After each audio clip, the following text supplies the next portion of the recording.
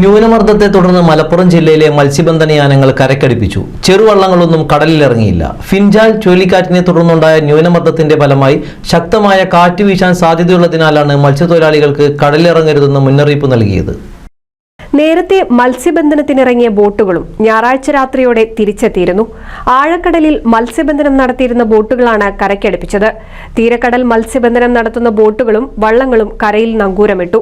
ചെറുവള്ളങ്ങൾ പൂർണ്ണമായും കടലിറങ്ങാതെ കിടക്കുകയാണ്. ട്രോളിംഗ് നിരോധനത്തിനു ശേഷം കടലിൽ നിന്ന് കാര്യമായ മത്സ്യം ലഭിക്കാതെ വെറും കൈയോടെ മടങ്ങുന്നതിനിടയിൽ ജാഗ്രതാ നിർദ്ദേശത്തെ തുടർന്ന് ദിവസങ്ങളോളം ബോട്ടുകൾ കരയ്ക്കടുപ്പിക്കുന്നതിനാൽ ലക്ഷങ്ങളുടെ നഷ്ടമാണ് ഉണ്ടാകുന്നത്. ട്രോളിംഗ് നിരോധനം കഴിഞ്ഞുള്ള സീസണിൽ സാധാരണഗതിയിൽ കൂന്തളും വലിയ ചെമ്മീനും ലഭിക്കാറുണ്ടെങ്കിലും ഈ സീസണിൽ വലിയ മത്സ്യങ്ങൾ ഇതുവരെ ലഭിച്ചില്ലെന്നാണ് മത്സ്യത്തൊഴിലാളികൾ പറയുന്നത്. ട്രോളിംഗ് നിരോധനത്തിന് ശേഷമുള്ള 2 മാസക്കാലം ലക്ഷങ്ങളുടെ വലിയ മത്സ്യമാണ് ലഭിക്കേണ്ടത്. ജില്ലയിലെ മത്സ്യബന്ധന തുറമുഖങ്ങളിൽ പലപ്പോഴും ആളൊഴിഞ്ഞ പ്രതീതിയാണ്. ബോട്ടുകളിൽ തൊഴിലെടുത്ത് ഉപജീവനം തേടുന്നവർക്കും ജോലി കുറവായതിനാൽ ഇവരിൽ പലരും മറ്റു തൊഴിൽ മേഖല തേടുകയാണ്.